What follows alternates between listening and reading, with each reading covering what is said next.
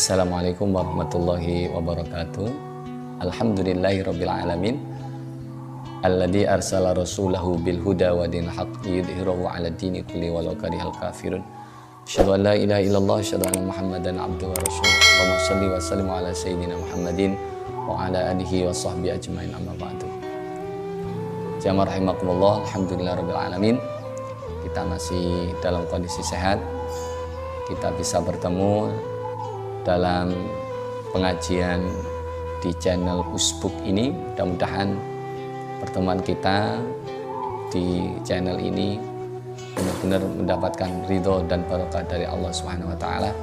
Kita tetap berikan kesehatan, berikan kekuatan, istiqomah sampai akhir hayat kita, sehingga yang kita cita-citakan adalah mudah-mudahan kita nanti bisa meraih seperti mereka-mereka, yaitu mereka-mereka yang bisa meraih husnul khotimah. Amin ya rabbal alamin. Salawat serta salam mari kita sampaikan kepada baginda Nabi Muhammad sallallahu alaihi wasallam. Allahumma shalli ala sayyidina Muhammadin wa ala alihi wa sahbihi ajmain.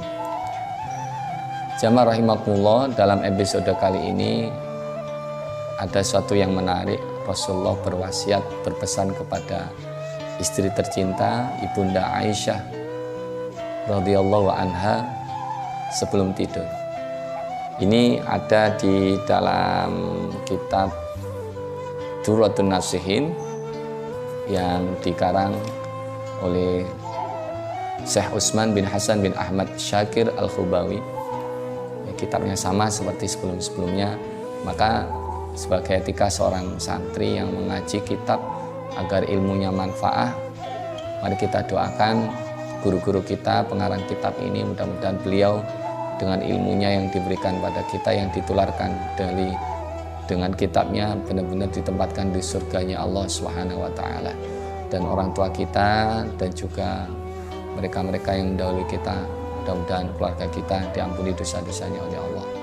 Ila hadratin Nabi Mustafa Rasulullah sallallahu alaihi wasallam wa ala alihi wa sahbihi wa dzurriyyati, susun mu'alliful kitab Durratun Nasihin, Syekh Utsman bin Syakir Utsman bin Hasan bin Ahmad Syakir Al-Khubawi, Allah rahimahullah ta'ala, wa abaina wa ummatina wa jaddatina wa ustadina masyayikhina. Al-Fatihah. A'udzu billahi minasyaitonir rajim. Bismillahirrahmanirrahim. Alhamdulillahirabbil alamin arrahmanir rahim maliki yaumiddin. Iyyaka na'budu wa iyyaka nasta'in. Ihdinas siratal mustaqim. Shiratal ladzina an'amta 'alaihim ghairil maghdubi 'alaihim waladdallin. Amin ya rabbal alamin.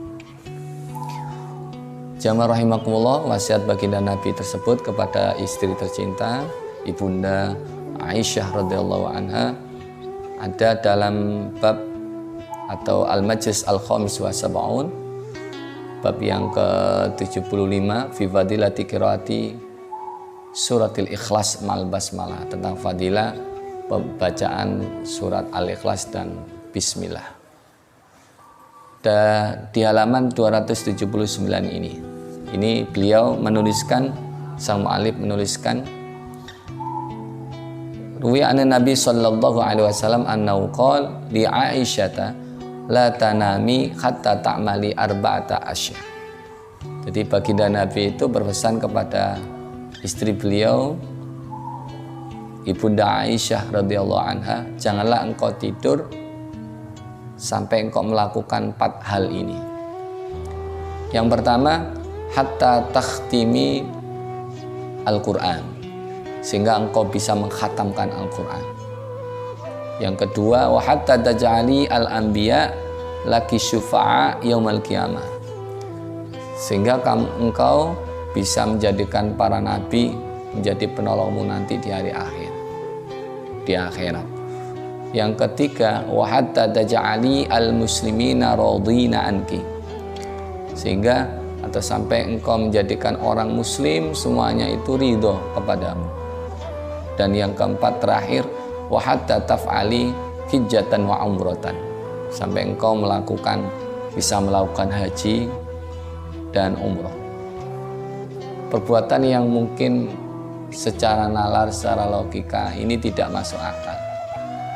Tapi baginda Nabi berpesan kepada istri beliau, pesannya 4 tersebut. Yang pertama, janganlah engkau tidur sehingga engkau menghatamkan Al-Quran. Janganlah engkau tidur sebelum engkau bisa menjadikan para nabi menjadi penolongmu. Janganlah engkau tidur sampai menjadikan orang Islam semuanya ridho padamu.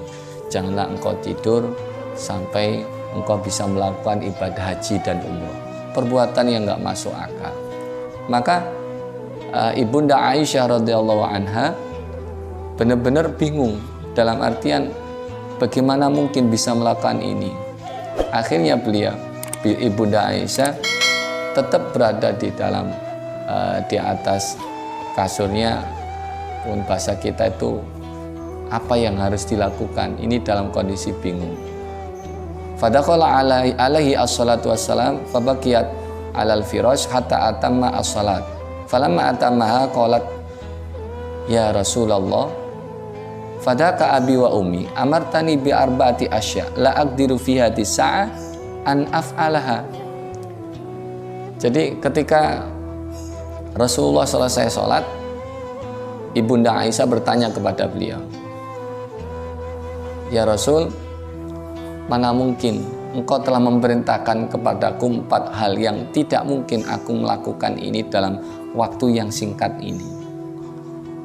Akhirnya Rasulullah fatabassama Rasulullah alaihi salatu wassalam. Rasulullah tersenyum. Dan kemudian beliau baginda Nabi Muhammad SAW kemudian menjelaskan wasiat-wasiatnya itu. Idza qara'ti qul huwallahu ahad faka'annaki khatamti al-Qur'an. Jika engkau membaca surat Al-Ikhlas, seakan-akan engkau telah mengkhatamkan Al-Quran. Kalau kita lihat hadis yang lain, bahwa surat Al-Ikhlas yang dibaca sekali saja, man qara'a surat Al-Ikhlas marratan faka'annama qara'a thuluthul Qur'an. Ka'annama qara'a thuluthul Qur'an. Barang siapa membaca surat Al-Ikhlas sekali saja, dia bagaikan membaca sepertiga Al-Quran. Berarti kalau 3 kali seperti mengkhatamkan Al-Quran. Maka Ibunda Aisyah dipesan agar sebelum tidur 1 membaca surat Al-Ikhlas. Kalau sekali sepertiga Al-Quran, berarti 3 kali seperti mengkhatamkan Al-Quran. Sederhana. Kemudian baginda Nabi Muhammad SAW menjelaskan lagi, wa idza sallaita alayya wa 'alal anbiya min qabli faqad sirna laki syufa'a yaumil qiyamah. Bagaimana biar menjadikan para nabi itu bisa menjadi penolongmu nanti di akhirat. Jadi menjadikan bahwa baginda Nabi dan para nabi menjadi penolong di akhirat, maka diajarin oleh Rasulullah, jika engkau bersolawat kepadaku, kepada baginda Nabi Muhammad SAW dan juga kepada para nabi yang lain, maka mereka semuanya, aku dan mereka semuanya akan menjadi penolong bagimu nanti di akhirat. Allahumma sholli ala Sayyidina Muhammad kama shollaita ala Sayyidina Ibrahim wa ala ali Sayyidina Ibrahim, dan seterusnya. Maka ini yang kedua. Jadi pertama disuruh untuk membaca surat Al-Ikhlas, qul huwallahu ahad, Allahus samad, lam yalid wa lam yulad wa lam yakul lahu kufuwan ahad. Kemudian yang kedua membaca sholawat kepada baginda Nabi dan kepada para nabi sebelumnya. Kemudian yang ketiga, bagaimana agar orang Islam semuanya ridho pada diri kita. Kemudian dijelaskan oleh baginda Nabi, wa istaghfarti lil mu'minin fakullhum raduna anki. Jikalau engkau memohonkan ampun kepada Allah buat seluruh kaum muslimin, maka tanpa sadar bahwa kita telah menjadikan mereka semuanya ridho pada kita. Maka ingat, ketika kita doa setelah sholat, kita zikir astagfirullahaladzim li wali walidayya. Kita minta kepada Allah mohon maaf, ampunan buat kita, buat diri kita, buat kedua orang tua kita, dan juga wali ashabi hukuki wajibataya diwajibati alaiya, dan buat saudara-saudara kita, sahabat-sahabat yang memiliki hak atas diri kita, wal jami'il muslimina wal muslimat wal mu'minina wal mu'minat al ahya'i minhum wal amwat. Kita juga mintakan ampun kepada Allah buat orang Islam, laki perempuan, buat orang iman, laki perempuan, semuanya kita mintakan ampun kepada Allah semuanya. Allahumma gfir lil muslimina wal muslimat wal mu'minina wal mu'minat al ahya'i minhum wal amwat. Ya Allah, ampunilah orang beriman laki perempuan, ampunilah orang Islam laki perempuan, baik itu yang hidup ataupun yang sudah mati. Kita doakan sebelum tidur, kita doakan agar mereka semuanya itu benar-benar ridho atas diri kita. Kemudian yang terakhir, wa idza qulti subhanallah walhamdulillah wa la ilaha illallah wallahu akbar faqad hajjati wa tamarti. Jikalau engkau sebelum tidur membaca subhanallah alhamdulillah wa la ilaha illallah wallahu akbar, maka engkau seperti telah melakukan haji atau dan umroh. Subhanallah singkat padat, tapi begitu besar atau begitu fadilahnya luar biasa. 4 hal sebelum tidur. Yang pertama, kita baca surat Al-Ikhlas. Yang kedua, kita bisa baca sholawat kepada baginda Nabi Muhammad SAW dan kepada para nabi sebelumnya. Ketiga, kita mendoakan kaum muslim, muslimat, mukmin, mukminat yang hidup ataupun yang sudah mati. Kita mintakan maaf kepada Allah SWT. Dan yang keempat, kita baca subhanallah alhamdulillah wa la ilaha illallah wallahu akbar. Kemudian kita beranjak untuk tidur, membaca doa bismika Allahumma ahya wa bismika amut. Insyaallah kita akan diberikan keselamatan oleh Allah dan mendapatkan fadilah pahala-pahala seperti yang ada dalam kitab ini. Mudah-mudahan kita bisa menjalankan sederhana tapi memiliki keutamaan yang luar biasa. Mohon maaf atas segala khilafan. Subhanakallahumma bihamdik asyhadu an la ilaha illa anta astaghfiruka wa atubu ilaik.